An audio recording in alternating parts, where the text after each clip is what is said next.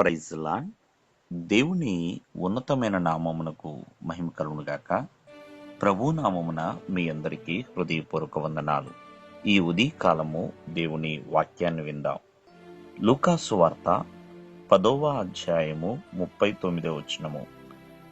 ఆమెకు మరియా అను సహోదరి ఉండెను. ఈమె యేసు పాదముల యొద్ద కూర్చుండి ఆయన బోధ వినుచుండెను.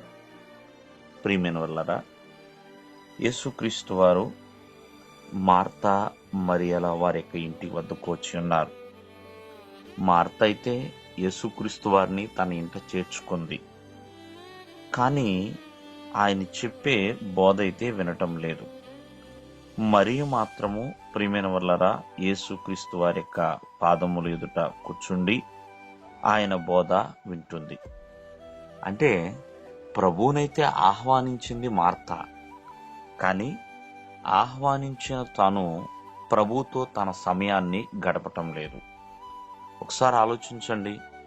మరి చాలామంది పునరుద్ధానము ఆదివారం రోజున ప్రభు సన్నిధికి వెళ్ళాలి అనుకుంటారు. మరి కొంతమంది సిద్ధపడి వస్తారు, కానీ ప్రభుతో సమయము గడపకుండా, ప్రభు యొక్క సన్నిధిలో కూర్చోండకుండా అటు ఇటు తిరుగుతూ ఉంటారు.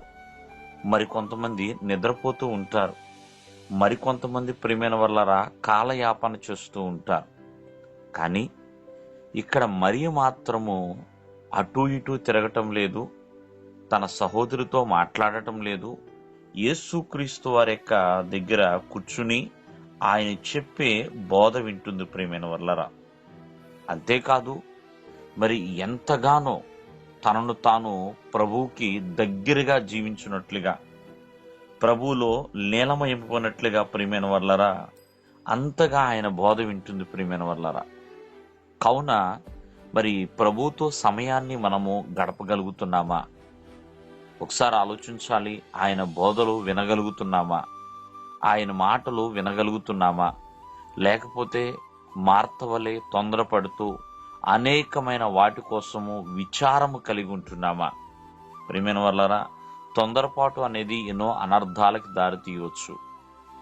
విచారణలు కూడా మన జీవితంలో విచారం అనేది మనిషిని కృంగజేస్తుందండి.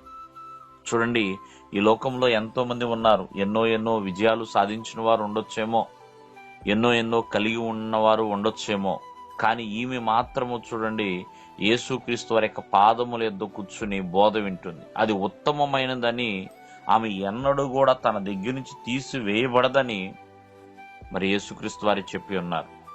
కావున అటువంటి ఉత్తమమైన వాటి కోసము సమయాన్ని కేటాయించే వారిగా ఉండాలి. దేవుని మిమ్మల్ని ఆశీర్వదించునుగాక. ఆమేన్.